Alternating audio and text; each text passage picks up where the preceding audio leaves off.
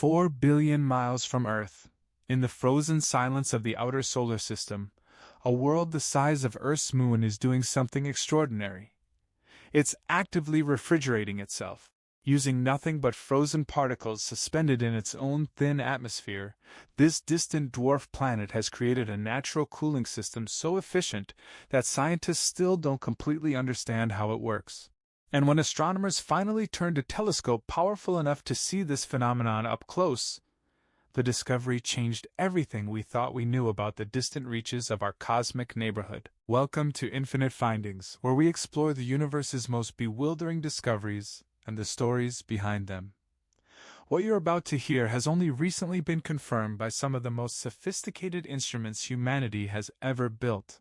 So stick with us, because the truth about Pluto is far stranger than anyone predicted. To understand why this matters, we need to go back nearly a century to a time when we couldn't even see this world clearly. January 1930. A young astronomer working at a modest observatory in Arizona had been assigned to one of the most mind-numbing tasks imaginable. Every night for months, he would photograph the same stretch of sky, then return to his darkroom to compare the plates methodically. Most nights, nothing changed. The stars stayed in exactly the same positions. The void remained empty. But then one evening, something remarkable happened. A tiny point of light had shifted. A single pixel had moved against a background of billions of motionless stars. This dot would become Pluto, the world that would hold the title of ninth planet for 76 years before being demoted in what remains one of the most contentious decisions in modern astronomy. But here's what makes Pluto's story truly compelling. After all those decades of uncertainty, after a century of trying to understand what this distant world was actually like, we finally sent a spacecraft to take a close look. And what scientists found was nothing like what they'd expected. The New Horizons probe reached Pluto in the summer of 2015, having traveled for over 9 years across billions of miles of empty space. In the few minutes it had to gather data during its high-speed flyby, it captured images that completely shattered our understanding of this supposedly dead, frozen relic. Instead of a barren, crater-scarred landscape, Pluto revealed a dynamic, complex world. Vast plains of nitrogen ice stretched across its surface. Mountains rose higher than the Rockies, and everywhere layering the atmosphere was this mysterious blue haze. Scientists could see it, photograph it, and measure its existence. But what they couldn't explain was what it was actually doing to the world beneath it. That wasn't the biggest puzzle, though. The real challenge was that a single flyby, no matter how well executed, answered as many questions as it asked. New Horizons had one chance, one brief window to collect data before continuing deeper into the outer solar system forever. It gathered what it could and left. And for years afterward, researchers were left trying to piece together Pluto's chemistry without any way to study it in real time.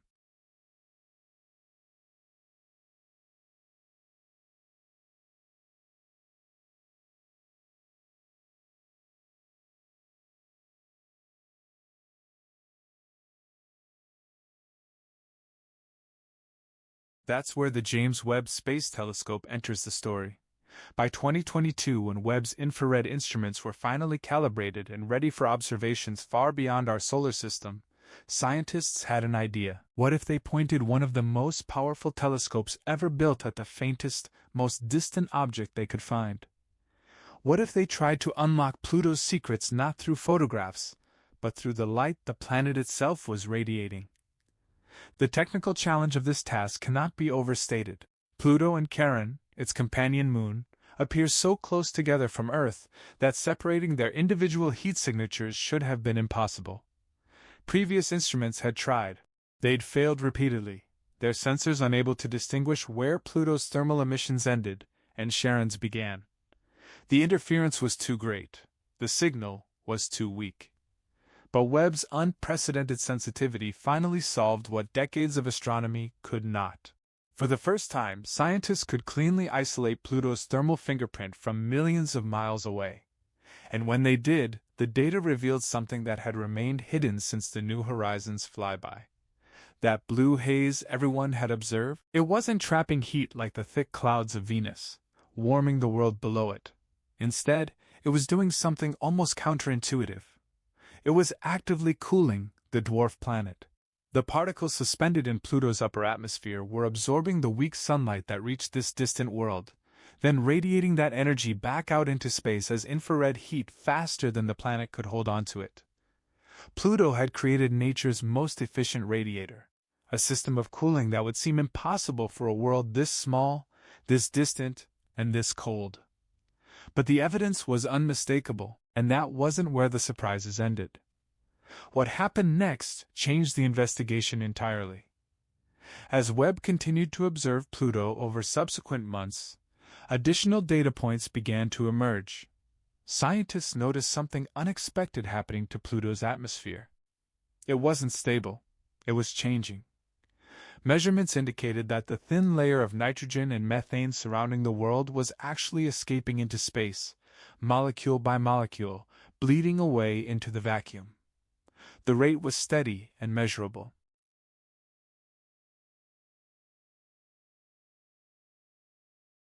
And this wasn't random atmospheric loss. Something was driving this process. Something methodical. Something related directly to that cooling phenomenon. The haze was so effective at radiating heat that it was essentially freezing Pluto's own atmosphere right off the planet's surface and into the void beyond. But that observation raised an even bigger question. If Pluto's atmosphere was being stripped away, where was all that gas going?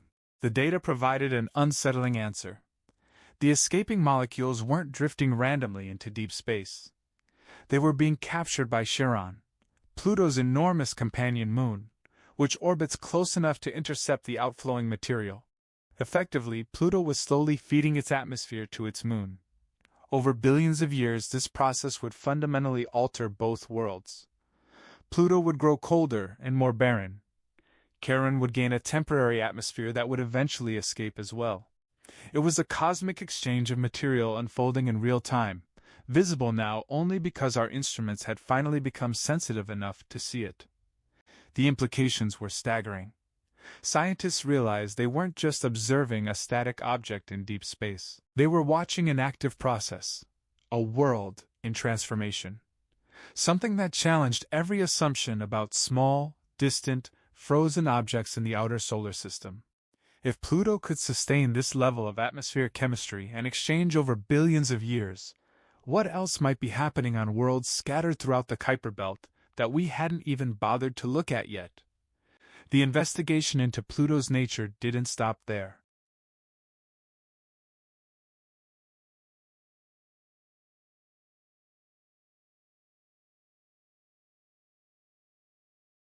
As Webb's observations accumulated, other unusual features came into focus. The surface itself proved far more complex than anyone had anticipated. That distinctive, pale, heart-shaped region that New Horizons had photographed was even stranger than it first appeared. Geological analysis suggested that some regions appeared geologically young, far younger than the surrounding ancient terrain. The surface showed evidence of recent geological activity, which seemed impossible for a world so cold and so distant. But the data kept suggesting the same unsettling conclusion. Something beneath Pluto's frozen shell was warm. Something was moving. The most compelling evidence came from analyzing surface features that appeared inconsistent with billions of years of dormancy. Massive ridges and cracks aligned in patterns that geologists recognized as signatures of subsurface stress. Specifically, the kind of stress you'd expect if a layer of liquid water existed beneath the ice, gradually shifting over geological timescales. Combined with other anomalies, the evidence painted a picture that seemed almost science-fictional. Buried approximately 100 miles beneath Pluto's frozen crust might lie an entire ocean. Not a thin layer of ice mixed with water. Not a fragment of frozen material.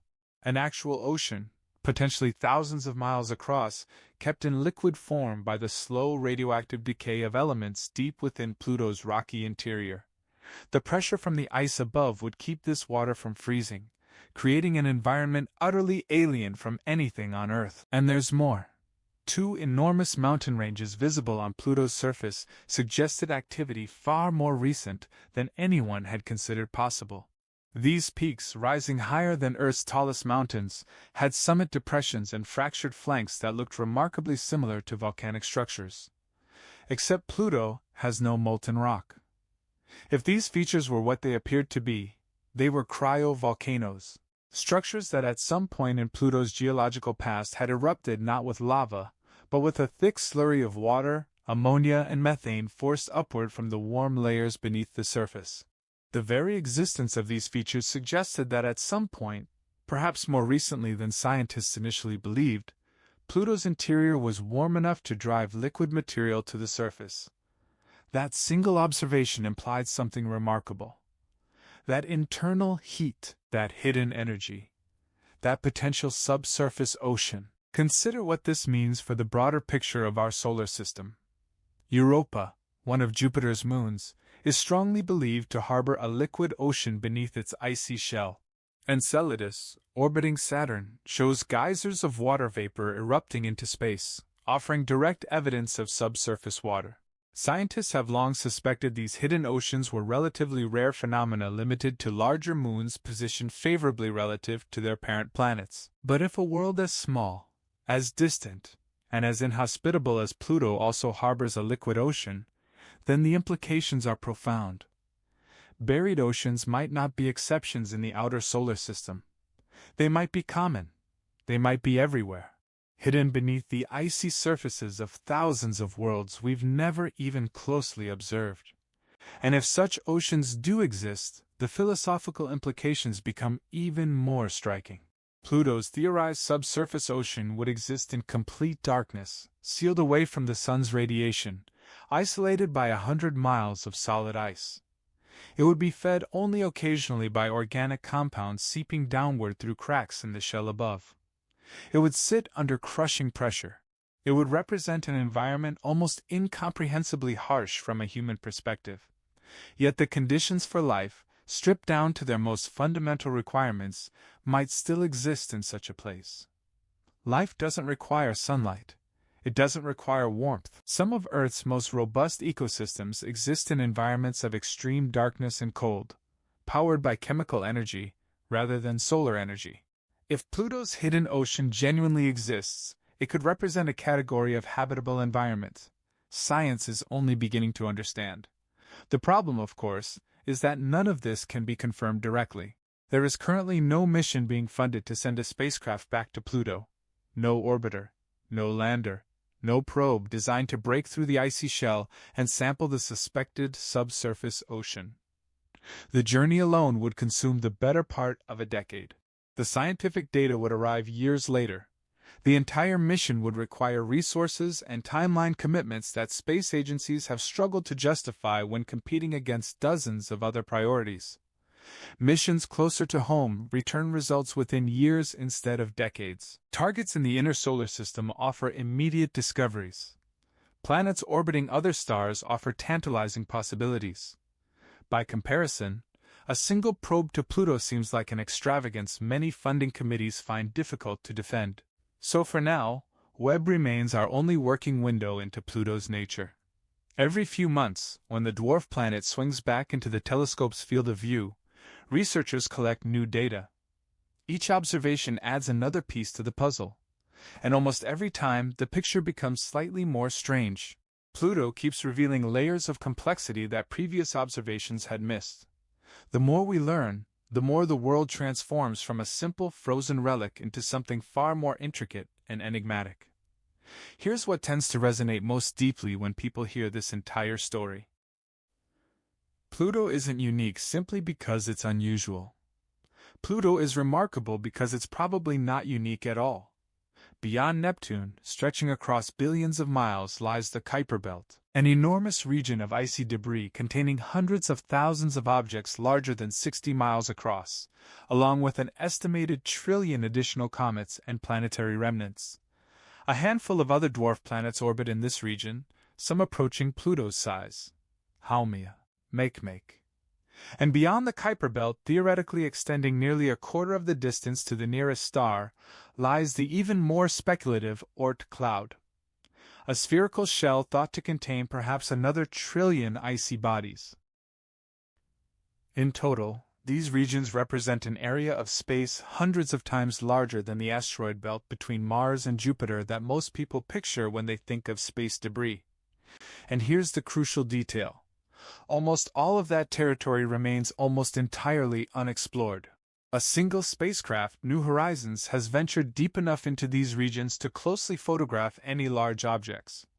In its entire journey through the Kuiper Belt, it managed close-up observations of exactly 2 worlds: Pluto and a distant, smaller body nicknamed Arrokoth, out of hundreds of thousands of similarly sized objects believed to exist in that region. If Pluto is genuinely cooling its own atmosphere, slowly feeding its gases to its companion moon, and possibly hiding a liquid ocean beneath its frozen surface, there's no logical reason to assume it's the only object engaging in such behavior. It's simply the one close enough and bright enough for our current instruments to study in meaningful detail. Everything else scattered across that vast region remains largely unobserved, unknown, potentially harboring their own secrets. So what does this all actually mean? Pluto stopped being a simple story the moment that 2006 vote reclassified it as a dwarf planet. What followed was a far more compelling narrative about a world that refused to fit neatly into existing categories. It turned out to be the beginning of an entirely new set of questions that science is still learning how to properly frame. Out in the darkness beyond Neptune, in the cold void where countless worlds orbit unseen, there exists an unexplored frontier. Trillions of distant objects with their own complex geologies, their own thermal signatures, their own hidden potential. And if one small, frozen, previously dismissed dwarf planet was concealing this much complexity, if it was engaging in processes this sophisticated and strange, then it becomes genuinely worth contemplating what all those other distant worlds might be concealing as well. The investigation into Pluto's nature is far from finished. Webb continues its observations. New data arrives regularly. Each measurement adds nuance and raises fresh questions. Scientists remain uncertain about many aspects of this world, but they're increasingly certain of one thing. The outer solar system is far more dynamic and interesting than we ever gave it credit for being. And Pluto, the little world that was once counted and then dismissed, has become the key that's starting to unlock an entirely new understanding of our cosmic neighborhood. If stories grounded in genuine scientific discovery, explained clearly without sensationalism or exaggeration, are the kind of content you want to see more of, we'd be honored if you'd subscribe to Infinite Findings and turned on notifications. Webb is still monitoring Pluto regularly, and new observations arrive often enough that the complete picture keeps evolving. You won't want to miss what we discover next. Thanks for exploring this cosmic mystery with us, and we'll see you in the next discovery.